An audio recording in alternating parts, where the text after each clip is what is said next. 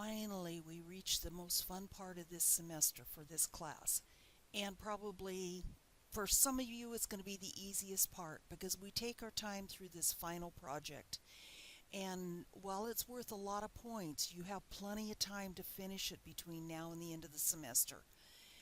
So let's get into PowerPoint. Let's take a look at it and see what it is.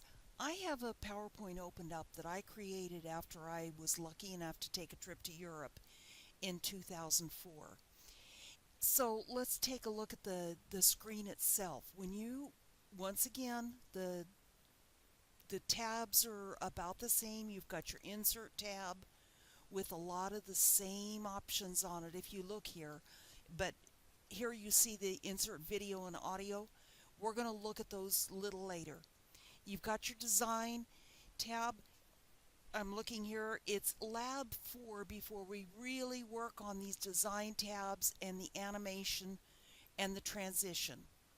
You've got a slideshow tab which helps you start a slideshow, and you've got your review tab. This is a lot the same, a lot alike from what you've already seen. You've got your view. There's different views here. We'll take a look at those in a second. So if you look at these, the components of the screen here, these right over here, this side is your slide thumbnails. This is thumbnails of slides that have already been created. There's several things that this tells me. This tells me that there's this little star with the lines beside it says that there's animation on that slide.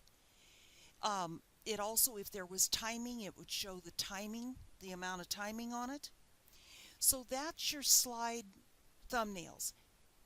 If I click on another one of these slides over here in the slide thumbnails, you see how this changes, and that's your active slide. Down here in the bottom is probably the least used function or feature of PowerPoint. It is called the Notes pane. And I'm going to drag this up a little bit so you can see here. You can type, if you were to have to make a presentation here, I'm going to slide this over. Make a presentation on this, for this slideshow that you've created. You can type notes here on what you want to remember to say. And it will not appear on the slideshow. But where it will appear, if I go over to the backstage view and I go to my print and I go here to choose the type of print that I want, if I print the notes pane, you see here how any notes that I have, that's where you will see it. And you can none of these others will include the notes on that you have created. But there's other types of prints that you can do. You can do an outline here. You can do one slide on a page, 2 slides on a page.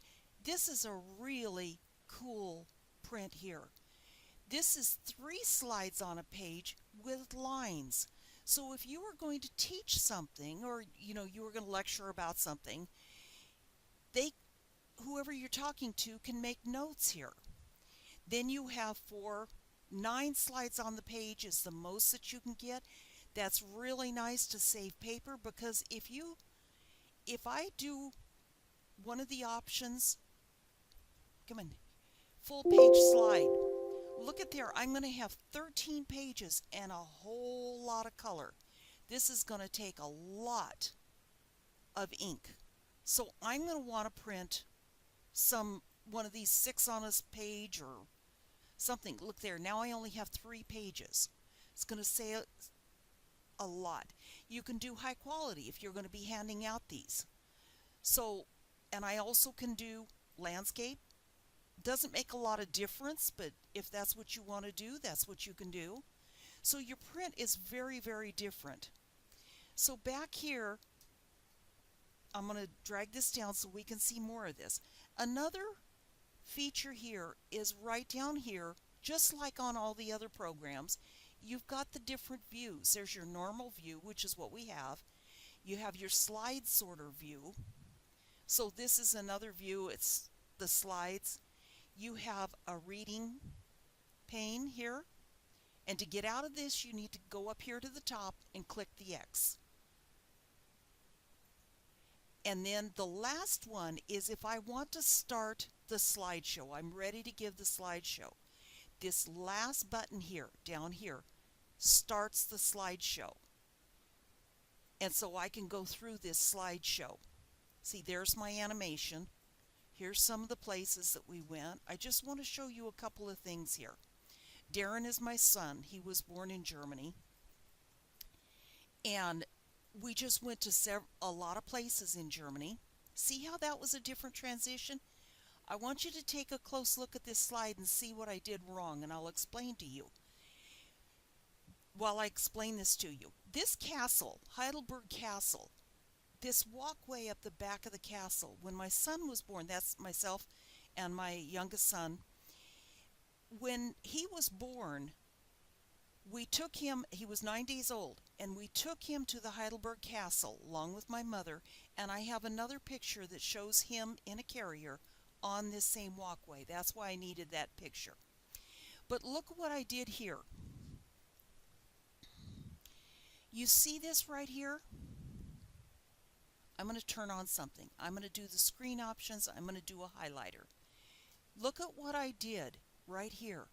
My G is carried down to the next line.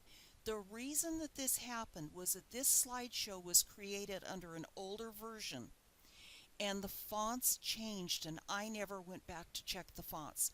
So please learn from my mistakes and always check, especially if you're changing from one version of PowerPoint to another. This slide, I just want to show you something. This mask here, this mask was used to stop women from talking so much. That's why I had to put this in here. I thought some of you might get a kick out of that. So you go on down here, and I've got many different slides. On this slide, I'm going to go to the view, and hopefully it will play. So we're going to be working with putting music to these. And we went to Salzburg here. That's me drinking a beer. You won't often see me do that. I don't drink beer very much. We went to Italy. We went to Venice. We went to the Leaning Tower of Pisa. Okay, in Italy, we went to the Venetian canals. We went to the Leaning Tower of Pisa. You notice how I made this lean just so that it accents the leaning. Then we went to the Vatican, and you see here how each of these are interlocked. When I do my slide preview, these come in one at a time and are interlocked. When I go to Paris, when we went to Paris, let's see if this will work. My computer's working a little strange. So when I go to Paris, each time I press enter, another site comes up. And we were there on July 4th, 2004, and actually the Eiffel Tower over here was illuminated in red, white, and blue. And these were some of the other scenes that we saw. So then we went back to Germany, and 3 weeks later, as we say, back to reality. And there my plane flies back in. So that's just some of the things that you can do. This is just the